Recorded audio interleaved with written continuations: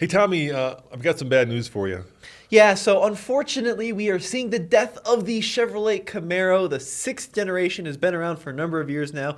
It's going away, and we don't know if there's going to be a replacement. Yeah, January of 2024, a mere 9 months from now, will be when production ceases of the sixth gen, so thanks, Camaro. And in this video, we're going to be talking about, well, why that happened, what that means to all of us muscle car fans, and where we're going from here. So, of course, the Camaro nameplate dates back to 1967. It's one of the most iconic American muscle cars, designed to compete with the likes of the Ford Mustang. And it was in continuous production from 67 through 2002 when it died for the first time. Yeah, and then they brought it back in 2010, and of course it's been in production since then until January of 2024. And let's face it, it competes with only a handful of cars, right? Well, it's kind of one of the last of the true American muscle cars, so it competes with the Challenger and the Mustang, of course. And I say true American muscle cars, but in this generation of Camaro, there's a lot of emphasis put on handling, a lot of emphasis put on making this more of a sports car than a muscle car, but you can still get it with big honking V8s, supercharged V8s, a choice of 4 cylinders, so it does span a large range of options. Yeah, let's define what a muscle car is. I think there are a couple of ingredients. First of all, big old V8. Sure. Straight line speed. Sure. And audacious styling. Well, and I would also put in there 2 doors and to some aspect as well affordability. If you look back at the history of the muscle car, they tend to be more affordable than some of their sports car rivals. But of course, 2023, 2024, the Camaro's gotten expensive, the Mustang's gotten expensive, the Challenger's gotten expensive, so that affordability thing maybe doesn't come into play as much. But what do we think the future of the Camaro is going to be, Dad? That's a good question because we're going to probably be looking at something electrified. But before we get to the future, let's talk about the sales numbers of the 3 muscle cars that are currently in production. So last year, Tommy, the Camaro sold 24,000 examples. Or about, yeah, a little bit more than 24,000. How many Mustangs did they sell? 47 and a half or 47.5K. Yep, and then of course the Challenger sold over 50,000. They actually sold 55,000. 55,000, which was up from 2021, believe it or not. So they sell roughly twice as many Mustang and Challengers as they do Camaros. Yeah, and that may be part of the problem. Even though 24,000 is still a big number, Tommy, there's still a lot of Camaro fans out there. It still is a significant number, and there certainly is a big cult following around this car. But this brings up an interesting point, right? So if we look at kind of the Challenger and the Mustang in the competitive set, the Mustang has undergone just as many generations as the Camaro, arguably more generations than the Camaro, right? And they do refresh it pretty frequently. The Challenger has been around since 2008, virtually the same body style, but what Dodge has done a really good job with is coming up with special editions and more power and more excitement to keep the Challenger feeling fresh, even though the platform is going on 15 years old in that car, whereas the Camaro came out in this generation for the 2016 model year, if I remember correctly. Yep.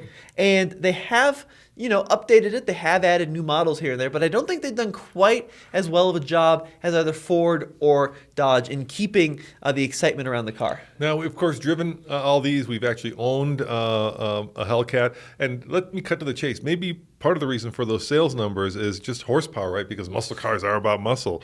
So let's talk about the top dog in each of the different vehicles.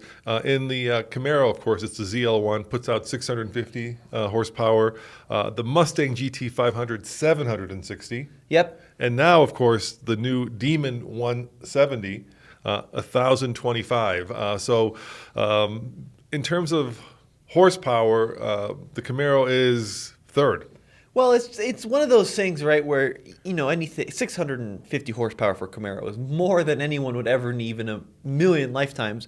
But so much of the muscle car wars is the horsepower race, right? And you're right, the fact of the matter is that Chevrolet has been trailing now for quite some time in the horsepower department. When the ZL1 came out in 2017, it was very competitive, it was very impressive, it really had very impressive numbers. But now that we're in 2023, Mustang, right, we've had the introduction of the GT500, GT500. We've had the Red Eye Hellcat. We've had the Demon. Now we had the Demon 170, all since the ZL1 debuted. And Chevrolet hasn't done a lot to really increase power on the ZL1. Yeah, and I think a good example of that is one of the more popular videos I did was I got to show the difference from a classic Mustang GT500 to the new one on the drag strip. I got to go take both in Vegas down the drag strip. And let's cut to that video and show you what the results were. And you'll see the difference from classic Mustang to new Mustang.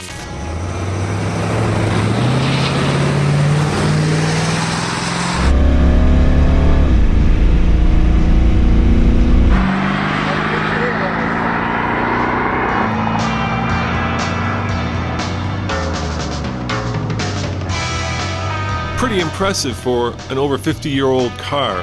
15.2 seconds with a trap speed of just over 91 miles an hour.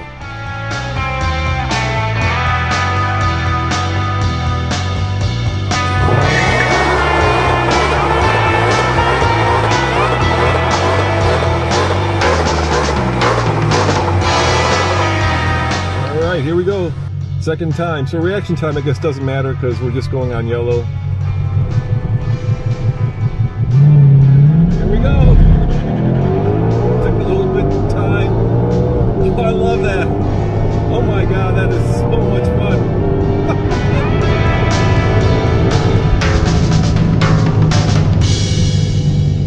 That last run was 11.3. Trying to get into the 10s, but we've learned something very important.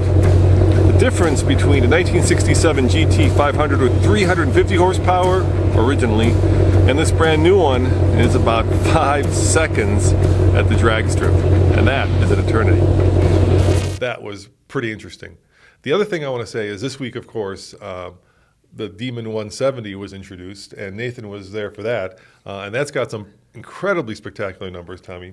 Yeah, so that's got 1,025 horsepower, over 900 pound-feet of torque, 0 to 60 in 1.66 according to Dodge, and they say that is NHRA certified, quarter mile in under 9 seconds. Yeah, on a prep surface. Well, yeah, it's all going to be prep surface. We have to say that because when we owned our Hellcat, it was a burnout machine. Getting that thing to launch or to hook up, and we took it to the drag strip a lot, was not an easy feat. Yep, that's true. And, it'd be cool if Chevrolet did a higher performance version of the ZL1. Now, of course, Chevrolet does have like the Copo Camaro, which is a full-on prepped drag car, but that is a car that is not available to be driven on the roads because it's not street legal. But I wish they had done just a little bit more to keep some more excitement in the Camaro brand. I feel like it's been languishing a little bit for a couple of years.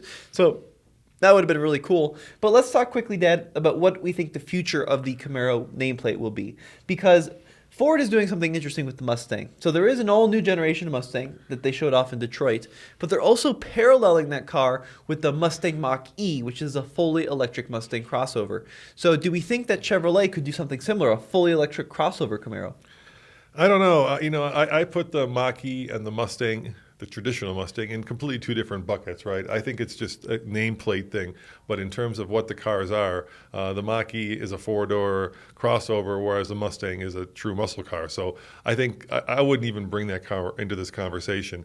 I think that we know some things, right? So we know that out of the three muscle cars, the Mustang is continuing. There's going to be a next generation. You can argue whether it's all new or not, but we already know that there's a dark horse coming, which is going to be a traditional Mustang that has some really cool retro gauges that I saw when I was at the Chicago Auto Show. That's not the news on the Dark Horse. The news on the Dark Horse is it's got huge amounts of power. It's got this enormously powerful, naturally aspirated V8. And you can get it in a manual. Yeah. So Mustang is, I think Ford's doing something interesting where they're keeping up with the traditionalists and they're going a new route for the EV folks. Dodge, on the other hand, is getting rid of the V8 option altogether. They're getting rid of this current generation Challenger and they're going brand new, fully electric, fully, all-wheel drive now. You can get all-wheel drive in the new Challenger. The Daytona. The Daytona, yeah. And we've seen pictures of it. You heard it. You heard the new... Yeah, we didn't see pictures of it. I've actually been next to it. And at the recent Chicago Auto Show, what they've done is they've tried to capture that V8 sound, right? And make it... digital. Well, it's not actually digital. They're actually using a real pipe, almost like like a real instrument to create the sound. Are they called like fretsonic? I think Yeah, is exactly. the word. Yeah, and I think the jury is still out whether that's going to replace the excitement and the kind of the visceral feel of having explosions happening under the hood. But we can listen to it, and you guys can be the judge.